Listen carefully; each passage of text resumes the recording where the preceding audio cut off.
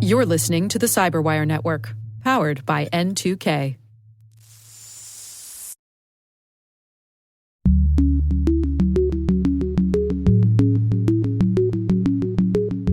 There's a tendency to say, let's not spend new money on old things. Our perspective is that that is not a sustainable path forward.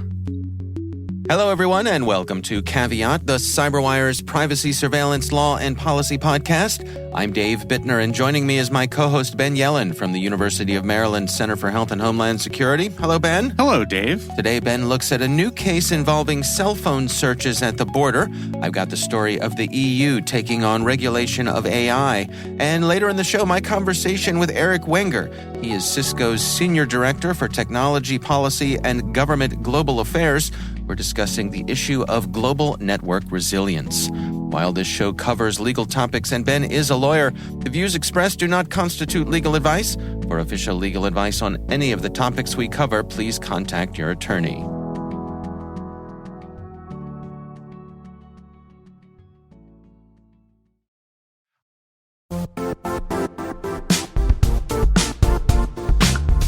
Now, a word from our sponsor, the Johns Hopkins University Information Security Institute, currently seeking qualified applicants for its innovative Master of Science in Security Informatics degree program.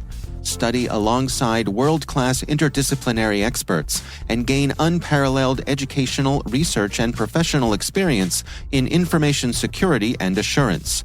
Interested U.S. citizens should consider the National Science Foundation's CyberCore Scholarship for Service program, which covers tuition and a $6,000 annual professional development allowance, as well as providing a $37,000 additional annual stipend. Apply for the scholarship and the fall semester by March 1st. Learn more at cs.jhu.edu/MSSI.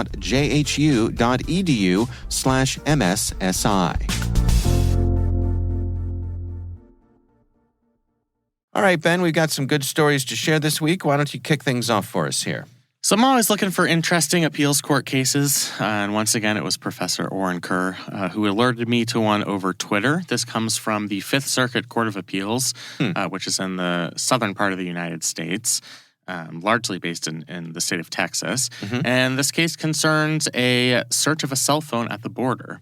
It is a federal case, United States v. Castillo.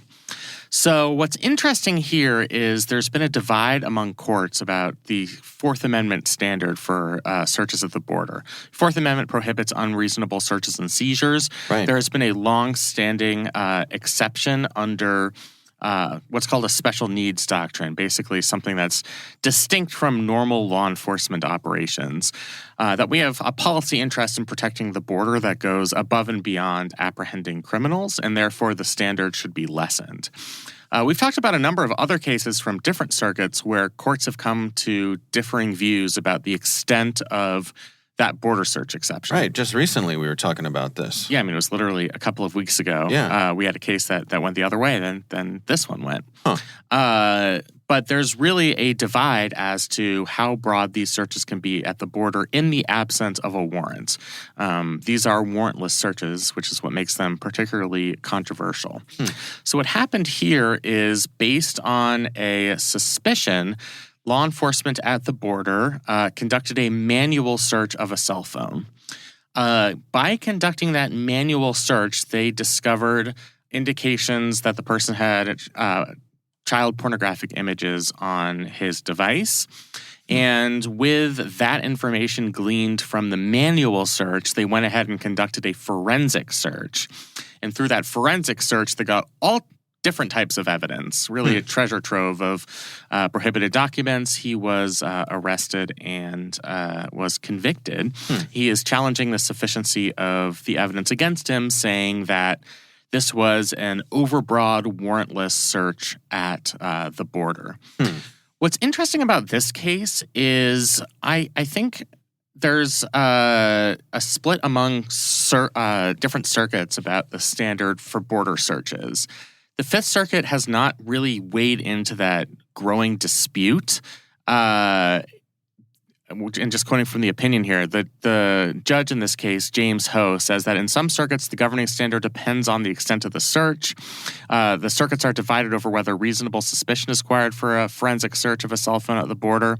But every circuit to have addressed the issue has agreed that no individualized suspicion is required for the government to undertake a manual border search of a cell phone. So the issue here is that the court is holding that they don't need a warrant to conduct a manual search, but that manual search led to evidence that led to a forensic search. So you have a forensic search, which is quite intrusive, without a warrant just because you were able to establish through a manual search that there is this significant amount of evidence. And I'm not sure other circuits are going to be comfortable with tossing aside the forensic search issues here. The court is basically saying we don't need to weigh in on the matter of what type of suspicion is required for forensic searches because here we have a manual search. Well, sort of. They did have a manual search, but eventually that led to a forensic search. And we know from Riley v. California that the Supreme Court holds the cell phone up as kind of a pillar of our personal privacy. It has all of our information on it. The government generally needs a warrant to search your cell phone, manual or forensic, if one were not at the border. Right. So the fact that we have a warrantless forensic search here, I think, is puzzling and is something that we might see attacked at other circuits. Help me understand the difference. Like, why does it matter if the search is manual or forensic? A search is a search, but they're saying no, not. There's a difference. There is a difference. I think with a manual search, it's limited and confined in terms of time and scope. So there's just a natural bandwidth that Customs and Border agents have to do manual searches of cell phones. And because of that limitation, I think it's reasonable that when somebody's coming into the country, you can manually check stuff for contraband. A forensic search is far more involved, and it's something that wouldn't have been possible in the pre-cell phone era to get a search that was that intrusive. So I think what a forensic search is it goes far beyond just one officer or multiple officers unlocking a device, looking around, snooping around for contraband, prohibited files, etc., and goes into a really complex search through the bowels of somebody's phone to find that contraband in a way that, computers can do this better than humans do, in other words. So they'll be better at finding that type of prohibited material. So I think that's really the concern here is that maybe you can have reasonable suspicion, which is below the standard of probable cause, to conduct that manual search. And that's fine, but if that leads to a forensic search because the manual search has turned up some type of evidence, then in effect, you are having a warrantless forensic search of somebody's cell phone at the border. Right. And I think that kind of goes against the spirit of a lot of the Supreme Court's Fourth Amendment cases, Riley v. California being one of them, and certainly Carpenter being another one. So if your manual search brings up this evidence, don't you pretty much have a slam dunk to get your warrant? Right. So that's what's another thing that's confusing here is they could have just gone to some type of magistrate judge after they did that manual search to obtain the warrant. Right. That's not really addressed in the case, interestingly. I'll read what they said here about the forensic search. All we need to decide this case is to adopt the consensus view of our sister circuits and hold that the government can conduct manual cell phone searches at the border without individualized suspicion. After all, the manual cell phone search here produced evidence of child pornography. So if that search is valid, it's hard to see how that would not justify the subsequent forensic searches for evidence of child pornography. And even the criminal defendant in this case is not complaining otherwise. The criminal defendant is saying that his Fourth Amendment rights were violated by both the manual as well as the forensic searches, but he is not claiming that the forensic search was invalid, even if the court finds that the manual search was valid, if that makes sense. So, yeah, I think the criminal defendant here is really out of luck based on what they found on this manual search, which was not even individualized. They didn't establish any type of probable cause. And yeah, I think there was an opportunity for the court here to seek a warrant for the forensic search once they had evidence from the manual search. And the fact that they did not, I think, could certainly cut against reasonableness from a Fourth Amendment perspective.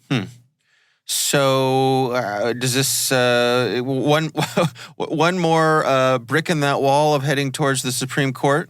Yeah, I mean, I think it is. I think we've seen enough federal circuit courts weigh in on this issue that the Supreme Court is going to have to weigh in eventually. I keep looking for a border search, like a digital border search, forensic border search case to make its way to the Supreme Court. There have been a few potential cases the Supreme Court has declined to take up. But now that we have this divide among circuits, and I think what is, at this point, a really unclear prevailing standard where you have these distinctions with the manual search and the forensic search, and you have a split among federal circuits, that I think this is definitely an issue that is ripe for the United States Supreme Court.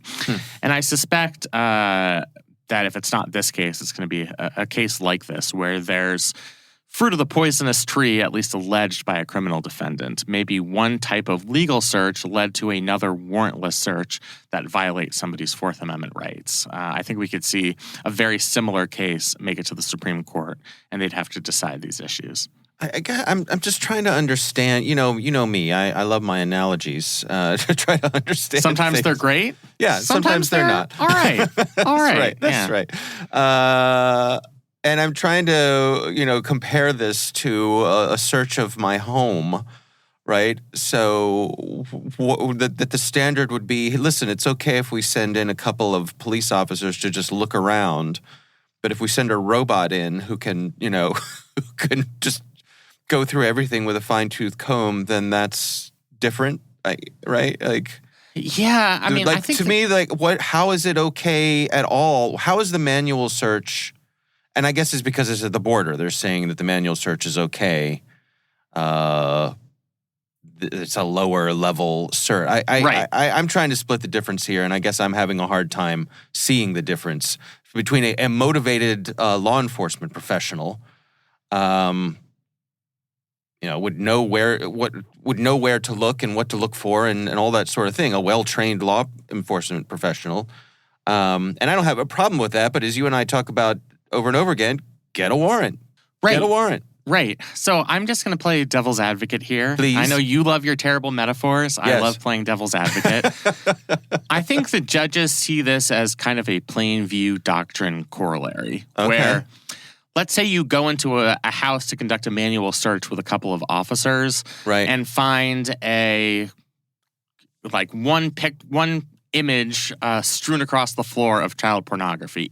Right. That might justify you to bring in the full-on SWAT team or whatever. I don't know what kind of law enforcement force comes in for a child pornography case, but the equivalent. You bring in these days, who knows? Yeah, you bring in the full brigade into the house because you've already established that one image exists. Right. You have probable cause on its prima facie, to use the Latin term. Yeah. That there's going to be additional evidence there, so you bring in the full force of the law. Right. I'm not sure if that adequately captures the extent of a forensic search, though. I think having a bunch of robots come into your house who can open drawers and scan closets and scan the insides of somebody's walls. I think that's kind of the better comparison. Yeah.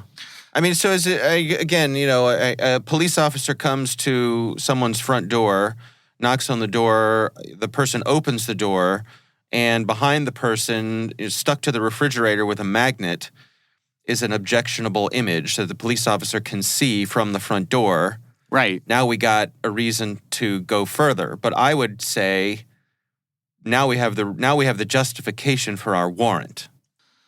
Right. I think that probably should have been the case. But I think from the perspective of law enforcement, it's a time and resources issue. You already know that there's contraband here. That means you've established probable cause. Right. It would be cumbersome, especially with the backlog of cases that we have at the border, to get this in front of a judge. It would be great if they could get it in front of the judge, but from their perspective, they want to be able to prosecute this case in a court of law. Yeah. And they realize that they probably will be able to do that without going and getting a warrant for this additional material because, if this makes sense, they have already established probable cause that material exists. Right. So the Fourth Amendment applies unless we're too busy. Right. Yeah, that seems to be the excuse of the day these days. Okay. I mean, we're too busy and we're underfunded, so...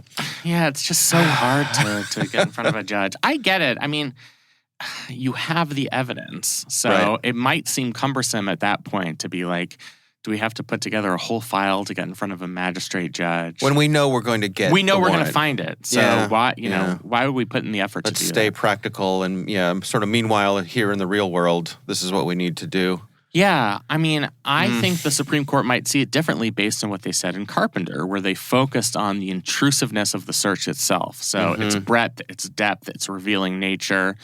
All of those things certainly qualify when we're talking about forensic searches of devices. And so that's where I think the Supreme Court might depart if we think that they're going to adhere to their own Carpenter precedent, which is also doubtful because that was a 5-4 decision, and we have new justices. It's been 5 years since that decision was handed down. We have 3 new justices. Right. So there's no guarantee that the current Supreme Court would see Carpenter the same way. Yeah. Good times.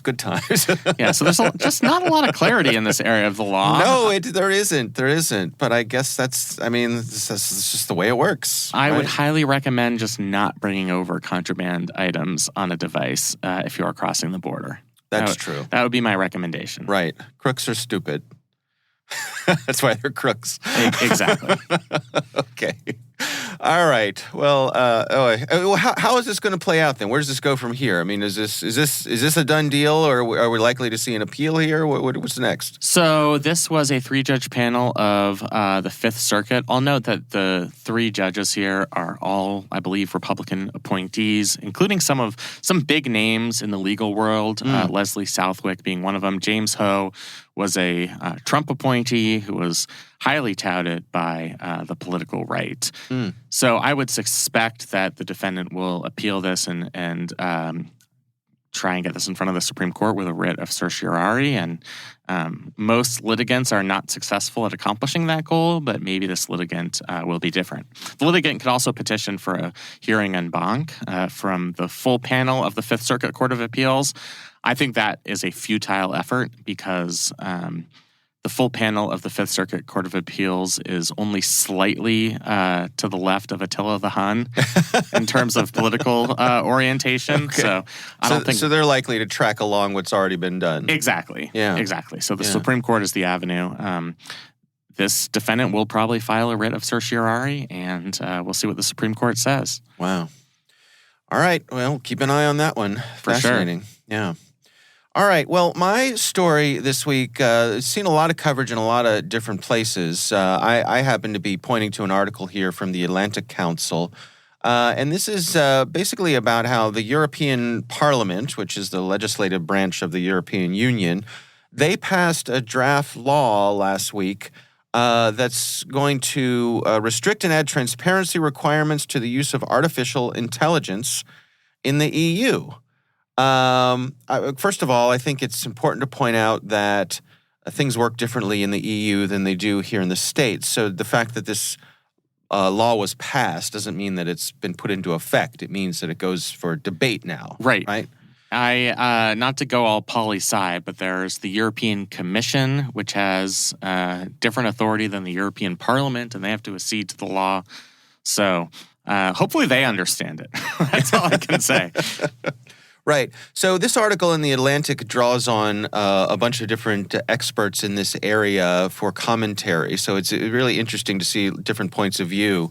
There's one that I'll highlight here. They point out, they say, there are numerous significant aspects of this law, but there are 2.5 that really stand out. The first is establishing a risk-based policy where lawmakers identify certain uses as presenting unacceptable risk. For example, social scoring, behavioral manipulation of certain groups, and biometric identification by groups including police.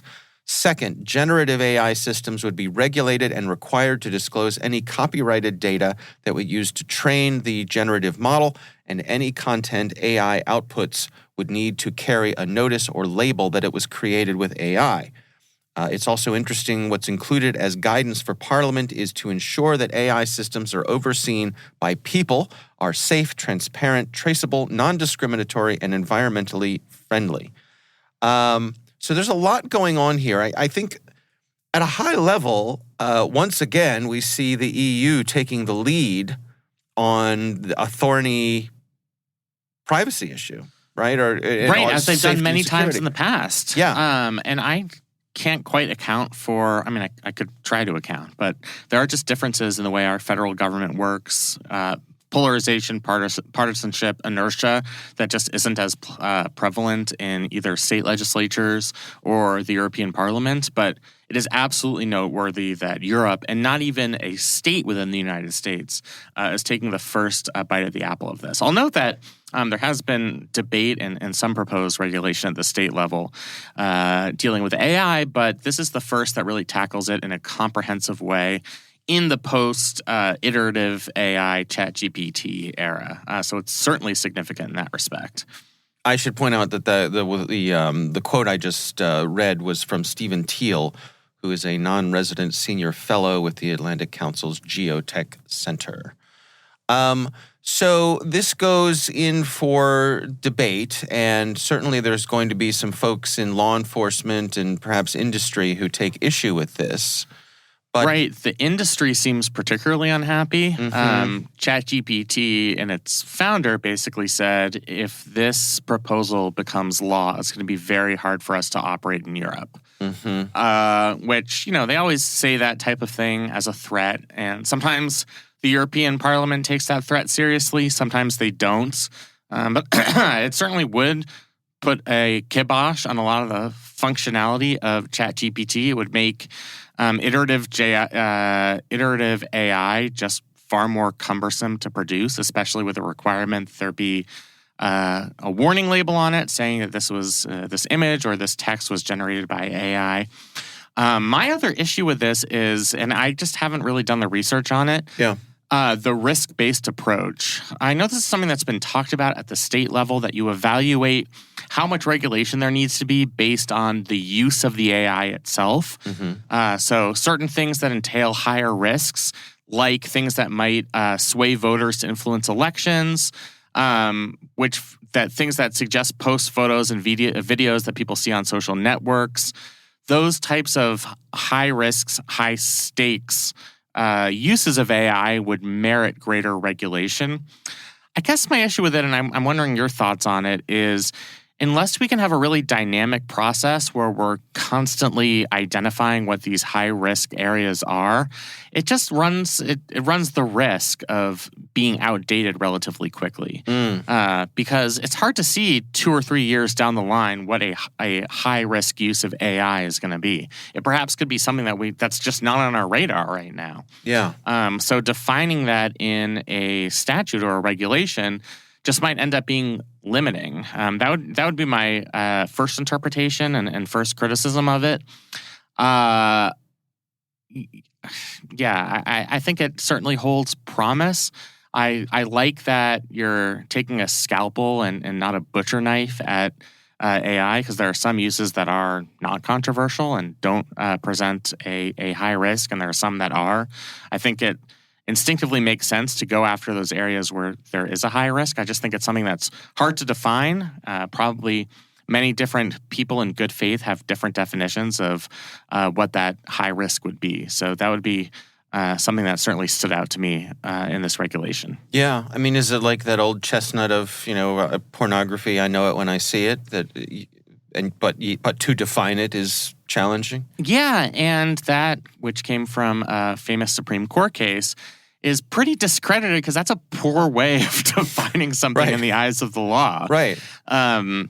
It is something that's kind of subjective. And I just think that there could be something that presents itself several years down the line that is high risk, that hasn't been identified in EU regulation, and then we're either confined in this statute or we're just constantly changing the definition, which would be confusing, particularly for compliance. I mean, when you have these big U.S. companies already saying, I don't know about this regulation, we might have to pull ChatGPT from the European Union because it's too complicated, it's too burdensome. Imagine having this uncertainty about what qualifies as high risk. That's just going to make the poor attorneys sitting there twiddling their thumbs trying to figure out what is legal and what is illegal. So I think that certainly presents an element of risk for the industry. Are we doomed to be reactive with something like this?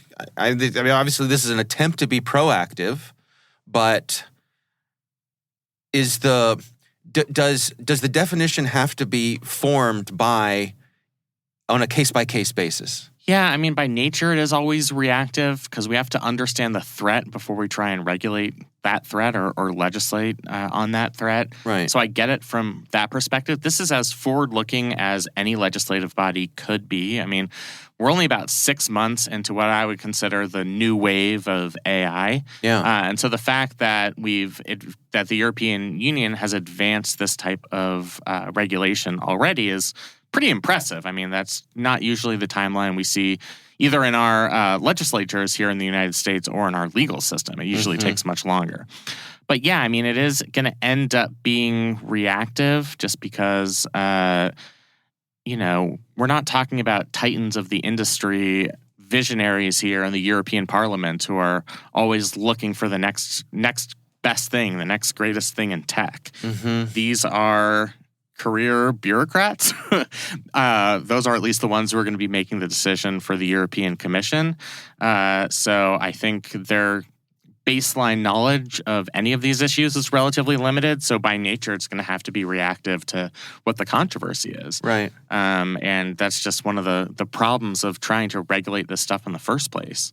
And we don't know where it's going to go. It's such early days.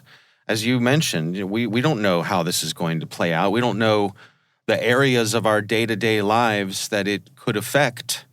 You look at any of the other big online social media phenomenons, the Facebooks, the Twitters, any of those, YouTube, who could have predicted the influence they would have on the world, on society? Imagine trying to regulate them early on. And I guess, there is, or there has been this notion of staying hands-off in the early days of new technologies. Right. And I think perhaps this is a recognition, or do you think that this is a recognition from the European Parliament that looking at some of the other hands-off approaches, well, that didn't go so well. Yeah, things get out of control quickly. I mean, when we're talking about AI, we're talking about potentially severe consequences if we don't get a handle on this. Unchecked dissemination of false information. I know it from the academic perspective. So cutting against the legitimacy of academic endeavors by people cheating on tests, et cetera. Yeah. Potentially displacing a lot of workers, not to mention implications on defense, national security. So this is really, really important stuff, and we can't afford, and I think this is what the European Union would say, we just can't afford to wait on this to see how the technology develops. As you've said, they have tried that method in the past, and things get way out of hand before the regulators can come in and try to address the problem. Right. So I think it's really both worthwhile and noteworthy that they're getting out in front of this. Yeah. And I suspect that this is going to be ratified and put into law by the end of this calendar year. Right. They are definitely on a fast track here. And this article points out also that it very much tracks the way GDPR did in terms of the fines. There is a big stick that they have here for compliance. We're talking about some of these are up to like 7% of worldwide annual global revenue. It's the same GDPR approach. I think it's worked decently well with the GDPR. It's enough of a disincentive that it's at least going to make these companies worry. It's also going to make them lobby because there's enough money at stake for them that they want to have their hand in forming these regulations and defeating regulations that they think are going to hurt the industry. Right. So it's wise on the part of the European Union to shoot high on these regulatory fines, because then you can kind of force industry to come to the table and actually engage in some of these issues. Yeah. All right. Well, it's fascinating. I'll see how this one plays out. Like, if they're aiming for the end of the year to settle this, that is a fast track for sure. It certainly did. If we could do such things here. It certainly is, but who knows what the world of AI will look like in November/December of 2023. Yeah. It's moved so quickly. That's true. Yeah, absolutely. All right, well, we will have a link to that story in the show notes. And, of course, we would love to hear from you if there is something you would like us to discuss on the show. You can email us. It's caveat@n2k.com.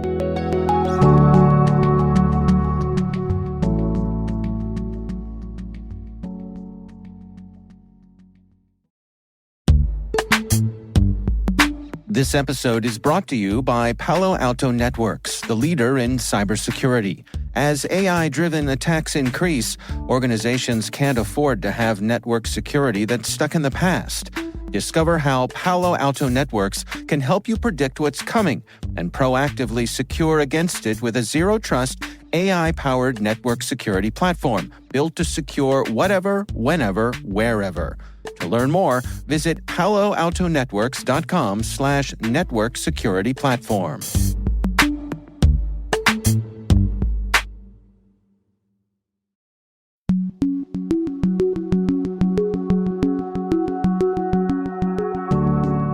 Ben, I recently had the pleasure of speaking with Eric Wenger. He is Cisco's Senior Director for Technology Policy and Government Global Affairs. We were discussing the issue of global network resilience, and particularly as devices age and extend past their useful life. What are the best ways to handle that? Really fascinating conversation. Here's Eric Wenger. First off, I would say that we have made a dramatic change in how we use our networks. And some of this was accelerated by the experience that we had during the past few years, but the trends were already in flight. And we have pivoted in a way that we are moving from fixed perimeter networks. You can imagine students or workers sitting at desks with desktop computers that are wired to a network, and then they access data and applications internally. When they go and need an internet-based resource, they cross through a firewall, which allows for the traffic to be examined. And we have seen a dramatic change where people are using personal devices, unsecured internet connections, sometimes open Wi-Fi, to access data and applications in the cloud without ever touching the perimeter of the network.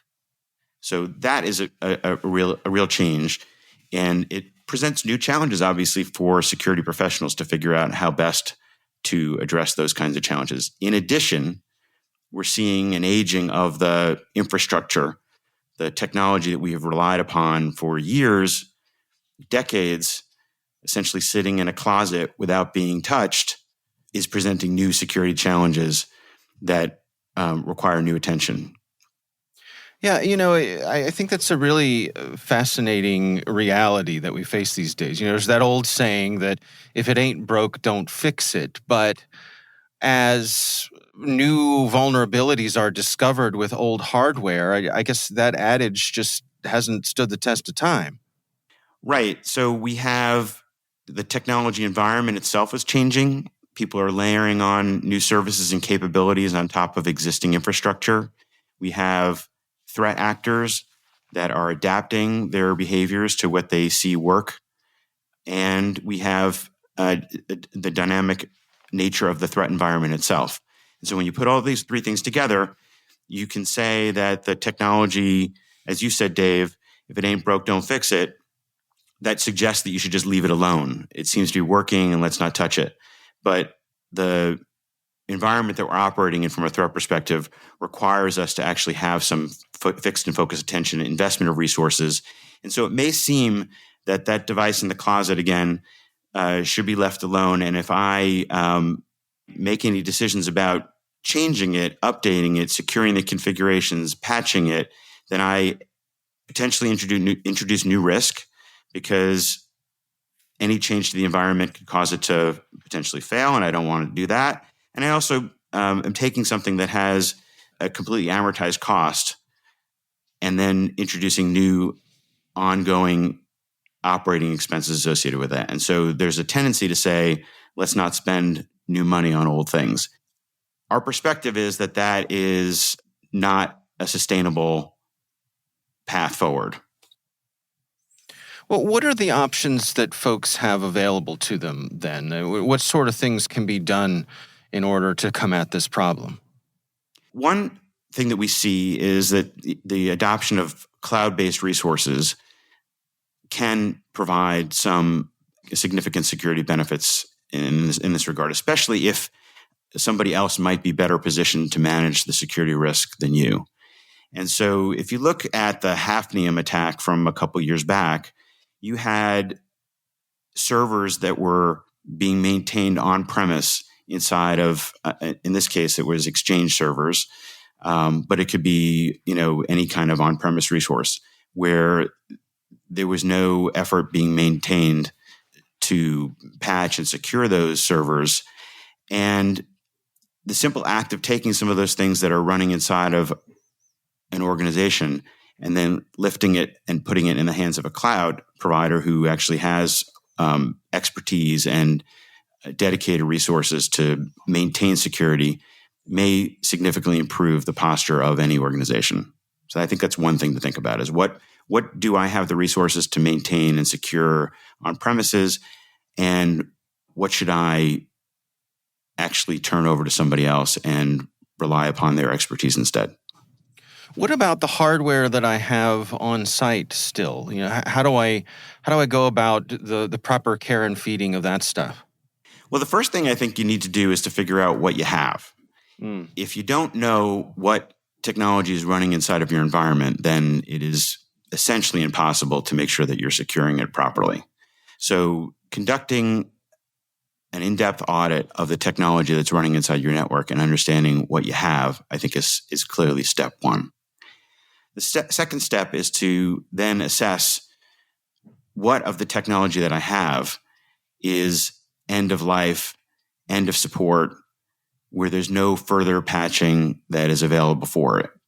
Because if I'm running technology inside my network and it's exposed to the outside world, to that dynamic threat environment that we talked about, to the adaptable threat actors, then if there's no way for me to continually update that technology on a going forward basis, then I have to think about, can I isolate it or segment it in a way that then puts security resources capable of addressing dynamic threats in between that device and the outside world?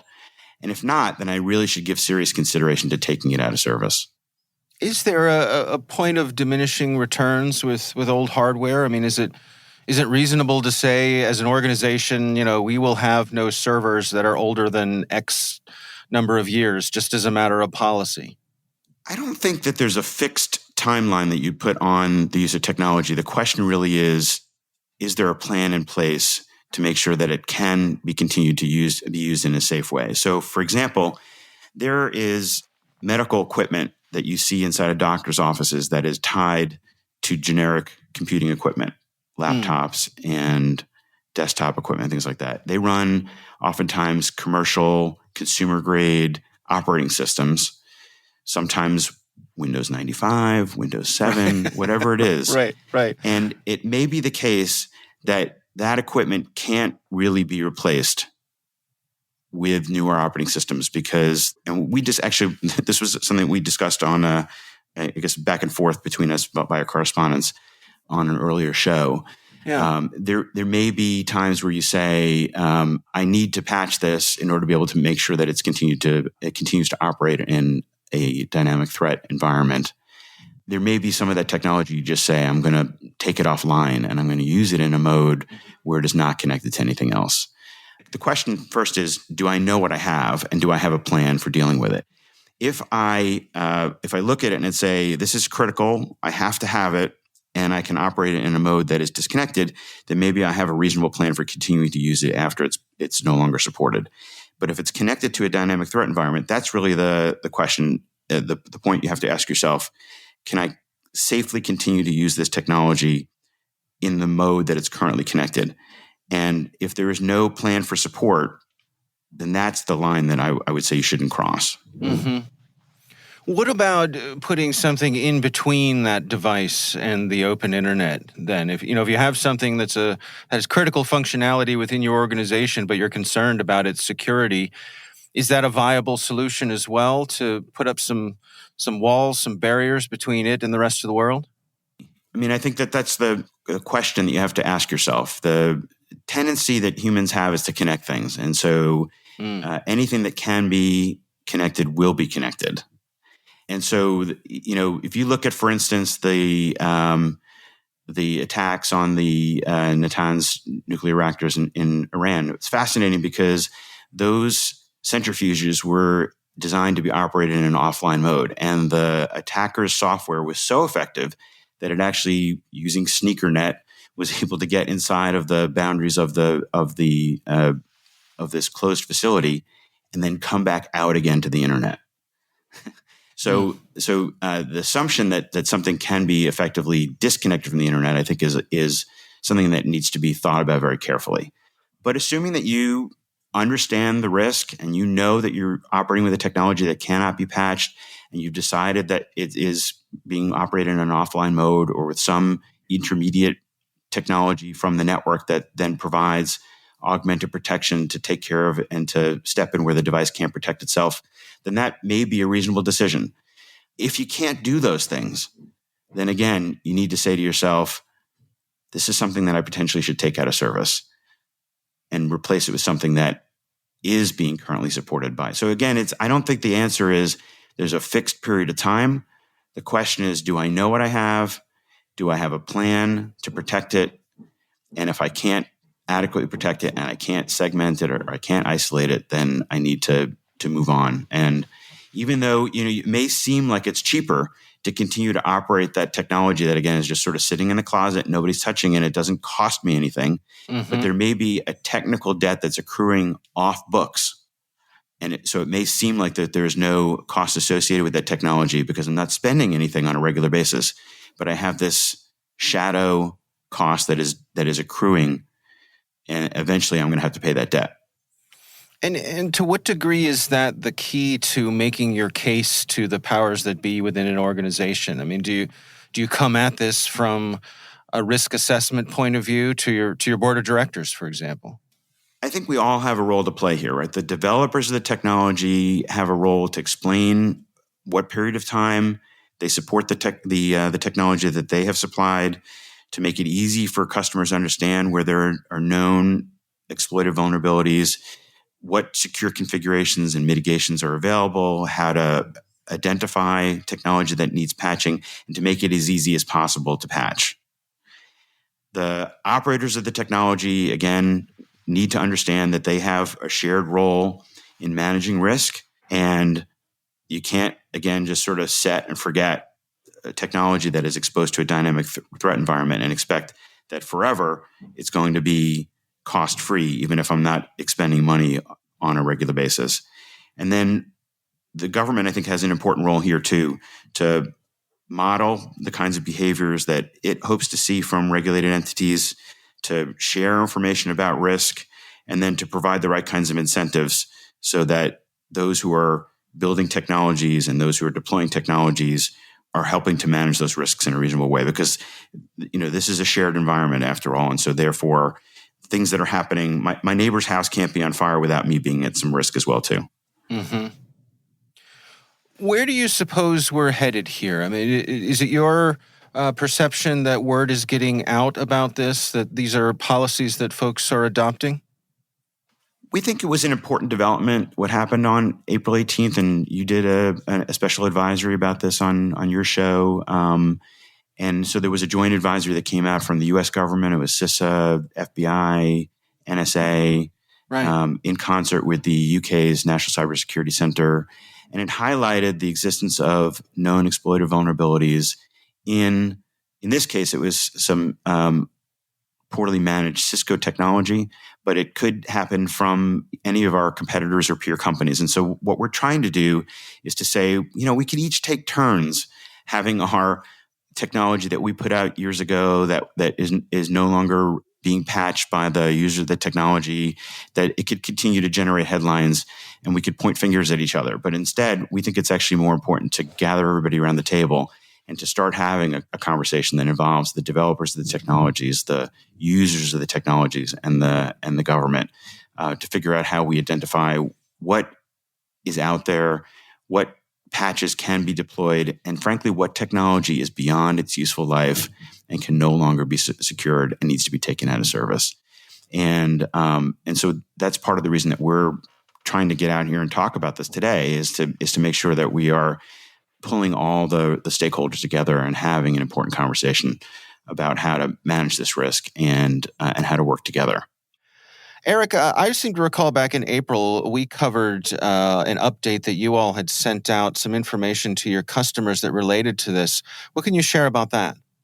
Right. So there was a joint advisory that went out from a number of different government agencies. In the U.S., it was CISA, FBI, NSA, and then in the UK government, it was the National Cybersecurity Center. And then Cisco put out an alert at the same time. What's really interesting about this is that the vulnerability that's the subject of the alert dates back to something that was discovered and published by Cisco in 2017. And at that point, we put out a patch that went along with the vulnerability as well. And a year later, in 2018, our Cisco Talos threat intelligence team put out a supplemental advisory that alerted customers to the fact that there were active known exploits of this vulnerability. And then 2019, 2020, 2021, 2022, 2023, now we see this alert that comes out from governments talking about not only is there a known exploitive vulnerability, but something that is being exploited by their telling from state-sponsored actors. And so one of the challenges that we're trying to figure out is how do we engage in a robust, meaningful dialogue that runs across all the key stakeholders, the vendors, and there are similarly situated vendors to us that are experiencing the same sort of dynamic, to the customers who feel like that they may be overwhelmed with information about vulnerabilities and the things that they're expected to do to patch them and to configure and maintain systems, and then to the government to push information out about where attention should be put, given the fact that we have scarce resources for securing these kinds of systems. And so what we're hoping to do is to pull together a dialogue that runs across all these key stakeholders. And if folks out there want to engage with us in that conversation, they should feel free to reach out.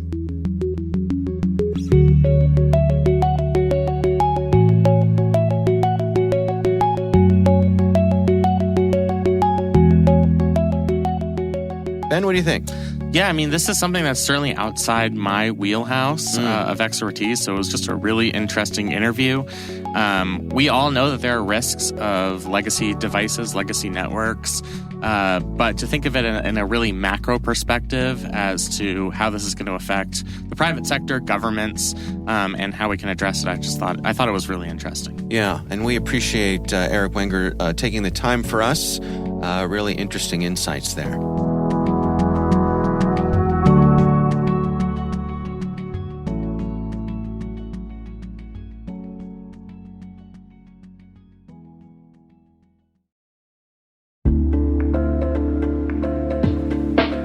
And now, a word from our sponsor, SpyCloud, the cybercrime analytics leader. SpyCloud disrupts cybercrime by telling you what criminals know about your business and your customers, so you can take action to prevent ransomware, session hijacking, account takeover, and online fraud. SpyCloud constantly recaptures and analyzes new data from the criminal underground, including credentials, session cookies, and PII siphoned from malware-infected devices. With knowledge of the specific exposed data criminals have in hand from InfoStealer malware on managed and unmanaged devices, security teams can respond with a more efficient and effective process called post-infection remediation that fits seamlessly into existing incident response frameworks. Get SpyCloud's post-infection remediation guide outlining the 7 steps for preventing a malware infection from becoming a full-blown ransomware incident.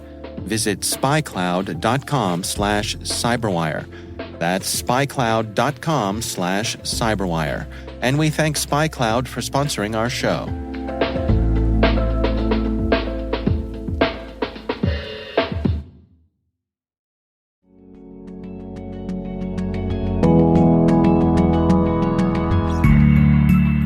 That is our show. We want to thank all of you for listening.